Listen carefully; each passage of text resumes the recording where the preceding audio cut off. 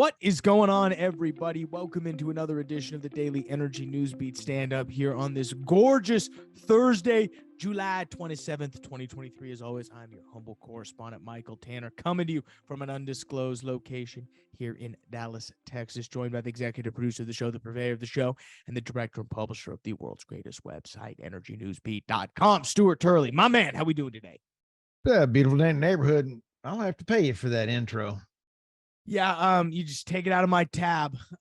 We have a great, speaking of menus, Stu, we have a great show lined up for everybody. We appreciate you guys sticking through here on this Thursday. First up, where do total recoverable oil reserves stand? This is a great article from Rig Zone covering what's actually going on and the amount of oil and gas reserves out there. Next up, good to beat on Goldman Sachs. They see oil price rising on record demand. Stu will dive into this article and talk about what Goldman Sachs bulls are saying now. Quote, "It's a way to destroy the dollar." Jim Rickards warns of supply chain fragility amid BRICS currency plan. We're very scared of what's going on with BRICS. So Stu's gonna dive into and always keep us on our toes. New spin.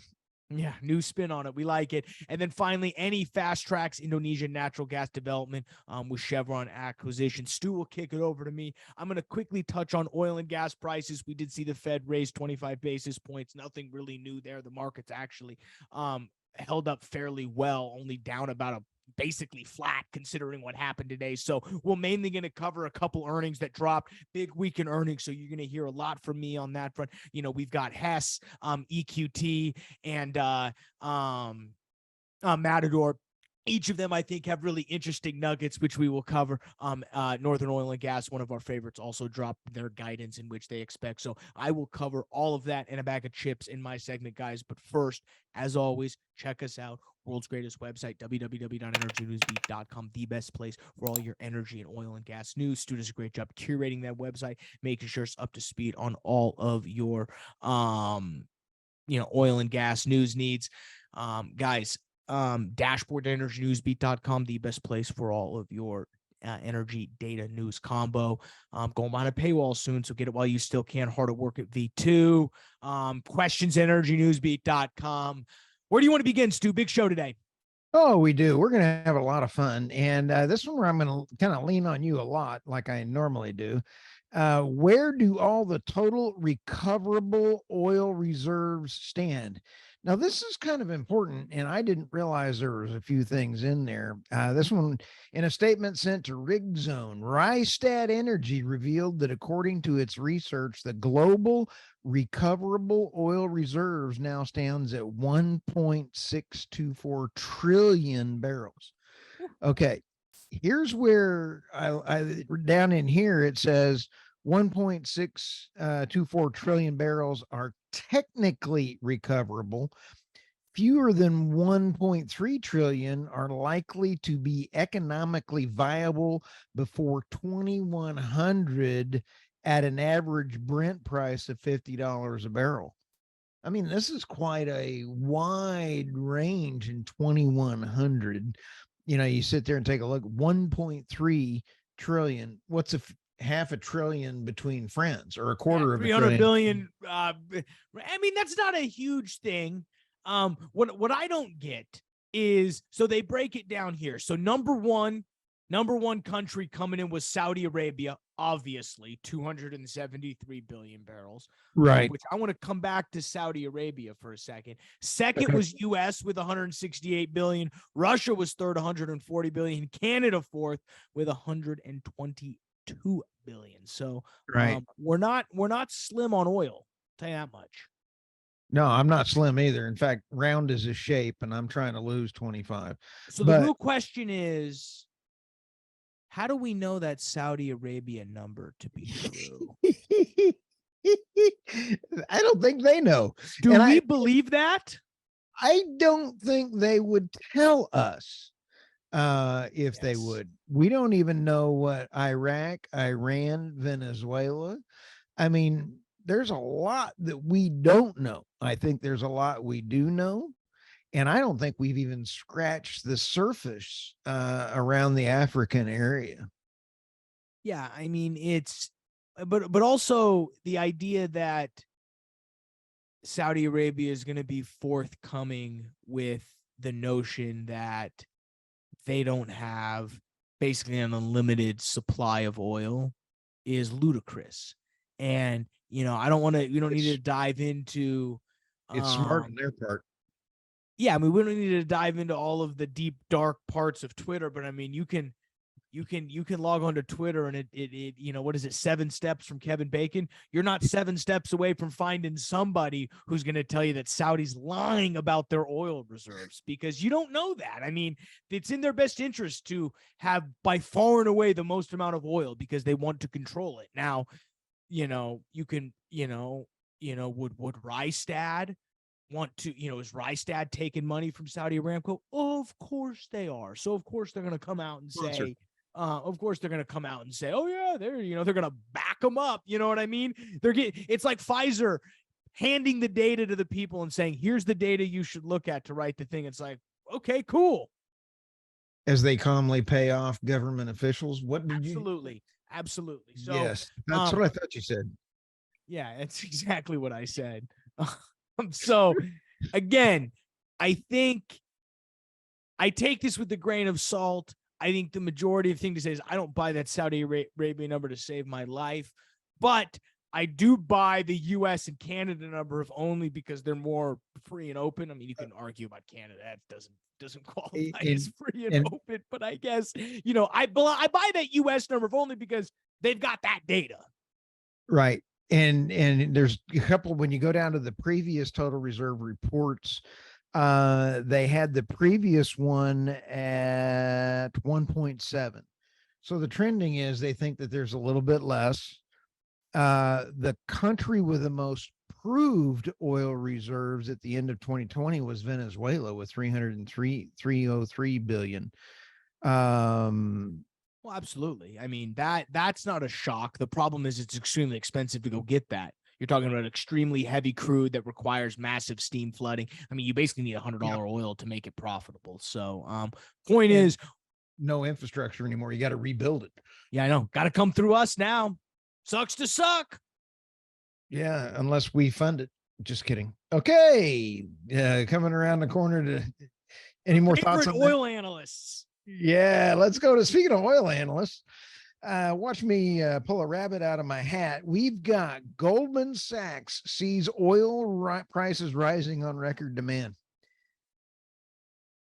I don't know how to even talk about this one. Here's a quote. We expect pretty sizable deficits in the second half, with deficits are almost 2 million barrels per day in the third quarter as demand reaches an all-time high, said Dan Struvian, head of oil research at Goldman Sachs. Hey, he applied to be a podcast host here. He did. He's about to take my job.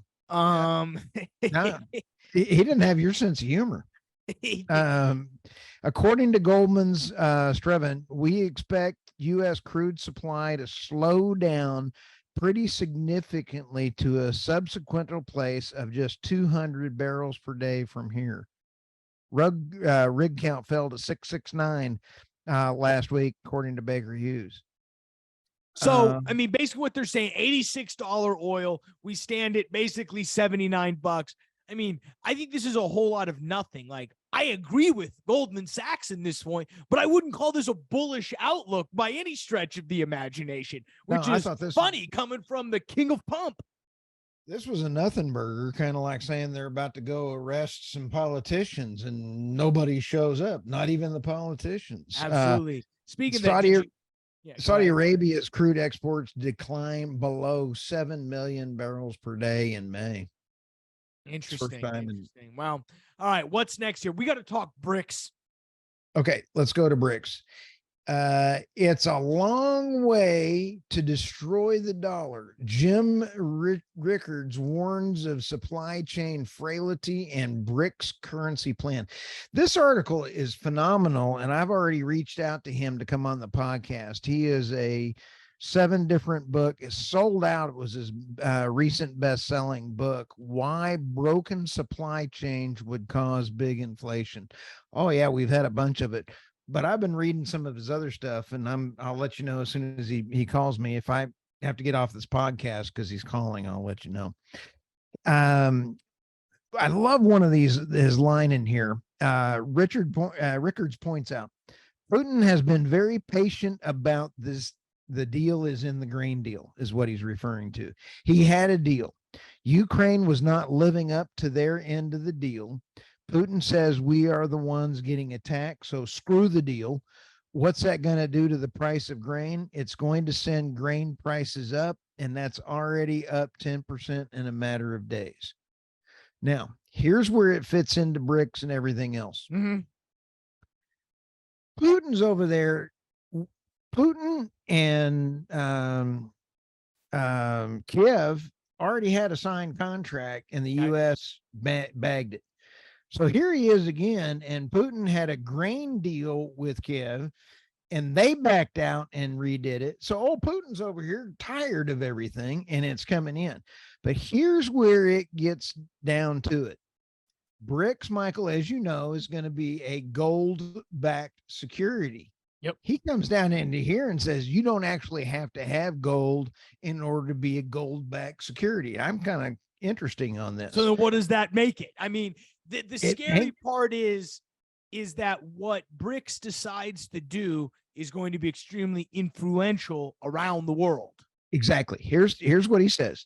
Let's say the brick, quote unquote brick, or their dollar is worth 1 ounce of gold. Today, that is 1,970 per ounce, except the brick is not anchored to the dollar.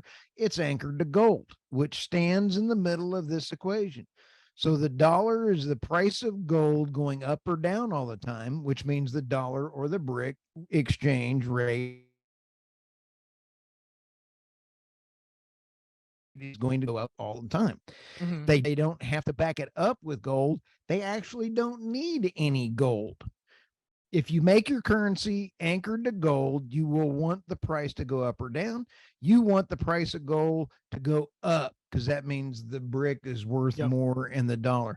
To summarize the rest of the article, he says all you have to do then is you get off the dollar, you have a fake gold standard that you're going to use, and then crumple the supply, and everything's going to go to hay in a handbasket.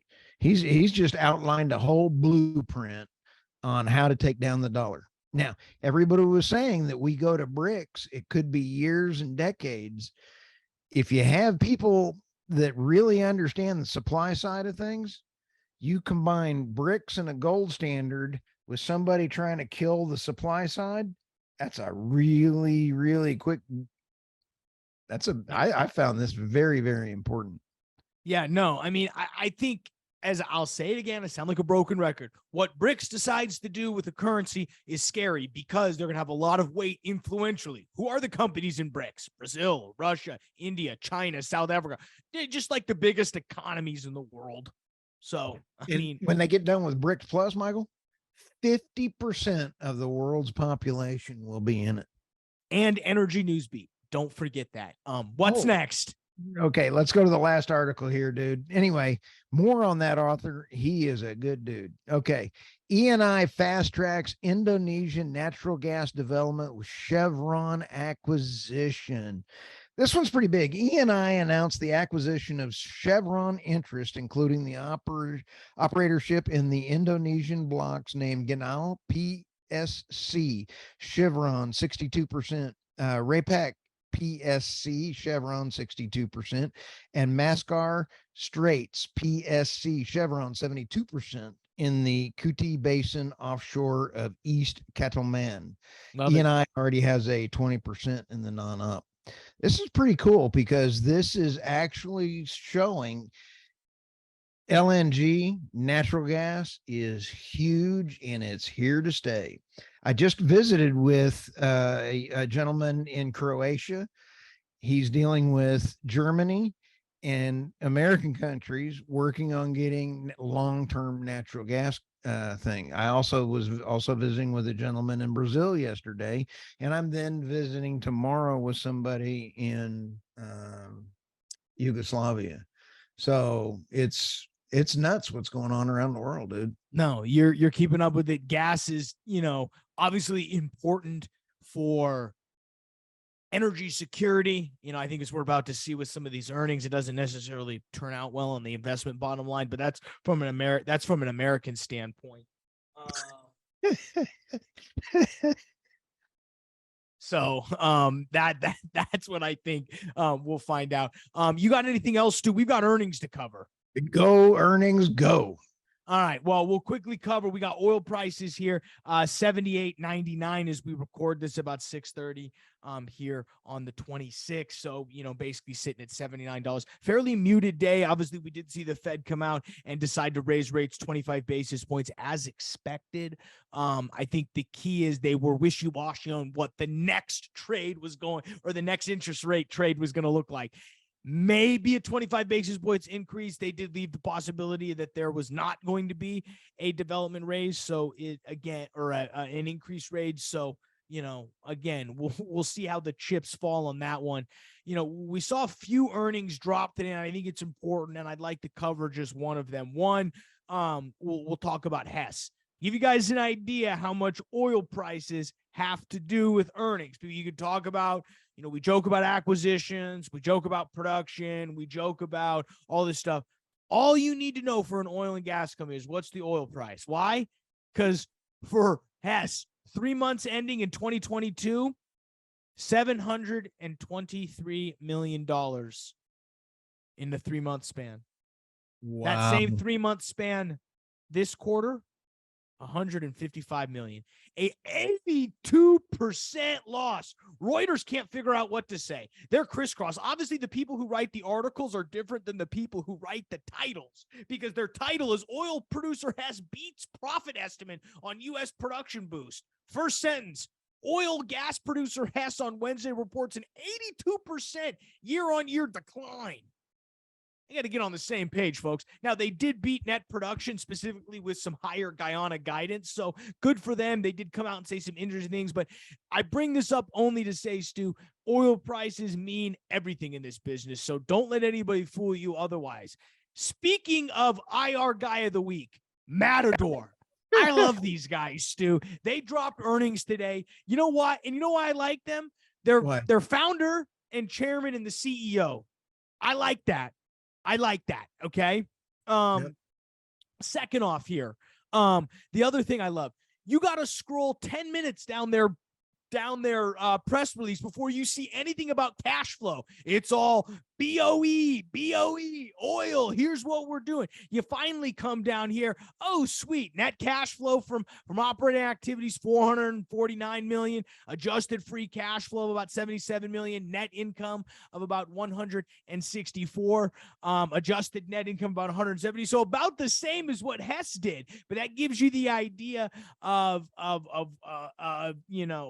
the differences when people come down. Hess is going to take some hit on oil prices, but they're also going to probably do a lot. They had a lot of capital expenditures go into this. Matador, they're just looking at, you're looking at income to production. So I think on this front, it's just funny to say, I love Matador.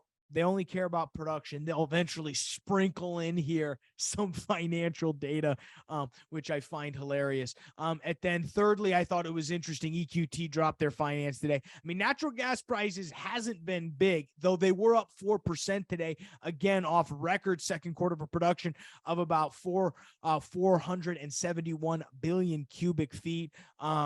CapEx ended up in line with expectations. They did retire $800 million of debt and brought them now down to debt free. So when we look at their numbers here, take it with a grain of salt, but talk about pricing on the other end, Stu.